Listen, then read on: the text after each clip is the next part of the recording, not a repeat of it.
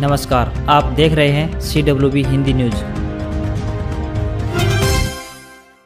हरियाणा सरकार किसानों के कल्याण के लिए हमेशा प्रयासरत रही है। सरकार द्वारा बिजली वितरण निगमों को ट्यूबवेल कनेक्शन जारी करने के निर्देश दिए हैं। इसी श्रृंखला में उत्तर हरियाणा बिजली वितरण निगम द्वारा पहले चरण में वर्ष 2020-21 में 4221 ट्यूबवेल कनेक्शन जारी किए जा चुके हैं। अब दूसरे चरण में अपने सभी 9 सर्कलों अम्बाला, यमुनानगर, कुरुक्षेत्र, कैथल, करनाल, पानीपत, सोनीपत, रोहतक और झज्जर में लगभग 16,635 उपभोक्ताओं को ट्यूबवेल कनेक्शन जारी किए जाएंगे। इस संबंध में उत्तर हरियाणा बिजली वितरण निगम के प्रवक्ता ने बताया कि UHBVN ने किसानों को प्राथमिकता के आधार पर ट्यूबवेल कनेक्शन जारी करने की प्रक्रिया शुरू कर दी है। दूसरे चरण में ट्यूबवेल कनेक्शन जारी करने के लिए 15 अप्रैल 2021 को उन सभी किसानों को सूचित किया जाएगा जिन्होंने 2019 में कंसेंट मनी यानी 30,000 रुपए जमा करवा रखी है। उन सभी किसानों को बिजली लाइन की लागत जमा करवाने के लिए 15 दिनों का समय दिया जाएगा। बिजली लाइन की लागत जमा करवाने की वरिष्ठता के आधार पर ही कनेक्शन जारी किए जाएंगे।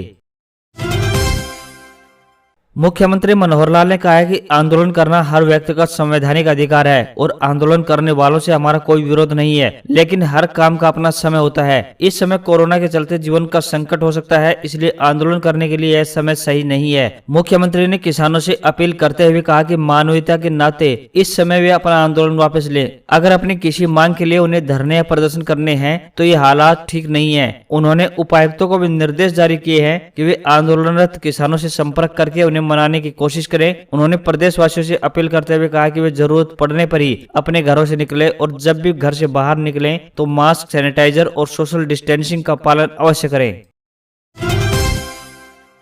प्रदेश में कोरोना के लगातार बढ़ते जा रहे केसों के चलते CBSE के बाद अब हरियाणा सरकार ने भी बड़ा फैसला लेते हुए 10वीं 2021 की परीक्षाएं रद्द कर दी हैं। वहीं राज्य सरकार ने 12वीं 2021 की परीक्षाओं को भी स्थगित कर दिया है। बृहस्पतिवार को प्रदेश के शिक्षा मंत्री कंवरपाल गुर्जर व शिक्षा विभाग के आला अधिकारियों के साथ बैठक में मुख्यमंत्री मनोहर लाल ने यह फैसला लिया है। बता दें कि कक्षा 10वीं की परीक्षाएं 22 अप्रैल से तो वहीं 12वीं की परीक्षाएं 20 अप्रैल 2021 से शुरू होनी थी। हरियाणा में बढ़ रहे कोरोना के फैलाव से चिंतित सरकार ने कई अहम फैसले लिए हैं। प्रदेश सरकार ने रात में होने वाली शादियों और नवरात्र के उपलक्ष्य में रात को आयोजित किए जाने वाले कार्यक्रमों पर रोक लगा दी है। शादी समारोह और धार्मिक आयोजन दिन में करने की सलाह लोगों को दी गई है। शादी समारोह में इंडोर कैंपस में 50 लोगों से ज्यादा इकट्ठा होने की अनुमति नहीं होगी। आउटडोर में होने वाले समारोह में सिर्फ 200 लोगों के ही इकट्ठा होने की अनुमति होगी।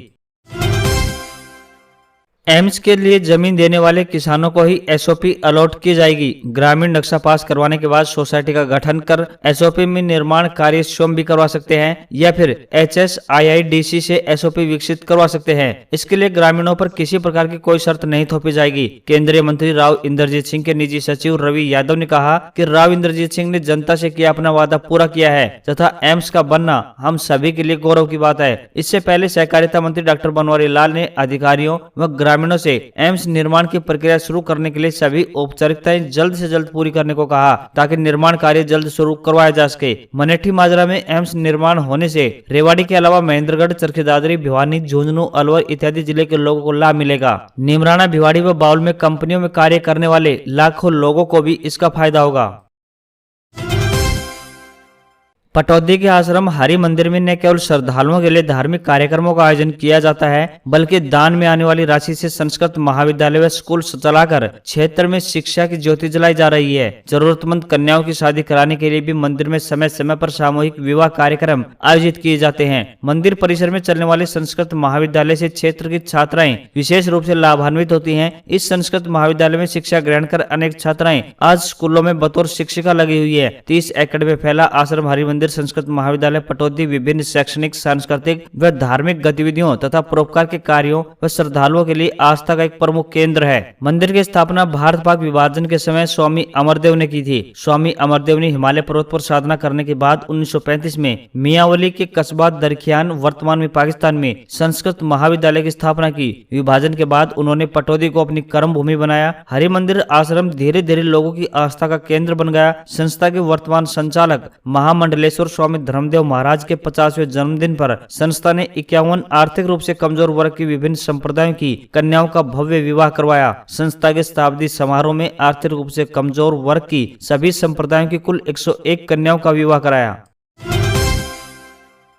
अमेरिका का प्रमुख बैंक सिटी बैंक भारत से अपना बोरिया बिस्तर समेटने की तैयारी में है। बैंक ने गुरुवार को कहा कि वह भारत में अपना कंज्यूमर बैंकिंग बिजनेस बंद करने जा रहा है। बैंक का कहना है कि यह उसके ग्लोबल स्ट्रेटेजी का हिस्सा है। बैंक के कंज्यूमर बैंकिंग बिजनेस में credit cards, retail banking, home loan और वेल्थ मैनेजमेंट शामिल हैं। सिटी बैंक की देश में 35 शाखाएं हैं और उसके कंज्यूमर बैंकिंग बिजनेस में करीब 4000 लोग काम करते हैं। गुरुवार को बैंक ने कहा कि वह 13 देशों में कंज्यूमर बैंकिंग बिजनेस बंद कर रहा है। बैंक के ग्लोबल सीईओ जेन फ्रेशर ने कहा कि इन देशों में प्रतिस्पर्धा का माहौल नहीं है। हालांकि तत्काल इस बारे में विस्तृत जानकारी नहीं मिल पाई है, लेकिन कंज्यूमर बैंकिंग बिजनेस से बाहर निकलने के लिए नियामक मंजूरियों की भी जरूरत होगी।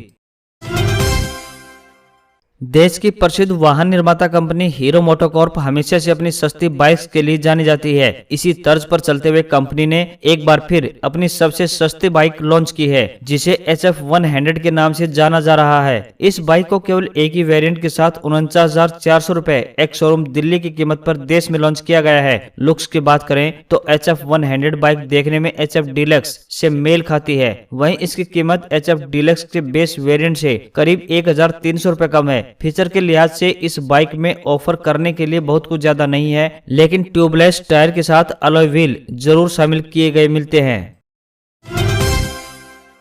दुनिया की सबसे पुरानी, सबसे बड़ी और सबसे लोकप्रिय क्रिप्टो करेंसी बिटकॉइन की कीमत $64,600 तक पहुंच गई है। अगर भारतीय रुपयों के हिसाब से देखा जाए तो अब तक एक बिटकॉइन की कीमत करीब 48.5 लाख रुपए हो गई है, यानी एक बिटकॉइन की कीमत 1 किलो सोने से अधिक हो गई है। मंगलवार को MCX पर जून डिलीवरी वाला सोना 46,964 रुपए प्रति 10 ग्राम के भाव पर बंद हुआ है। इस हिसाब से देखा जाए तो 1 किलो सोने की कीमत 46,96,400 रुपए बैठती है। 2009 में जब बिटकॉइन लॉन्च हुई थी तो इसकी कीमत 0.060 रुपए थी। तब भारत में सोने की कीमत 14,500 रुपए प्रति 10 ग्राम थी। आज एक बिटकॉइन की कीमत 48 लाख रुपए के पार पहुंच चुकी है, जबकि सोना 46,000 रुपए प्रति 10 ग्राम के आसपास मंडरा रहा है। दुनिया की पहली डिसेंट्रलाइज्ड करेंसी बिटकॉइन की कीमत इन 12 सालों में बहुत तेजी से बढ़ी है, लेकिन दूसरी ओर सोने को निवेश के लिए सुरक्षित माना जाता है।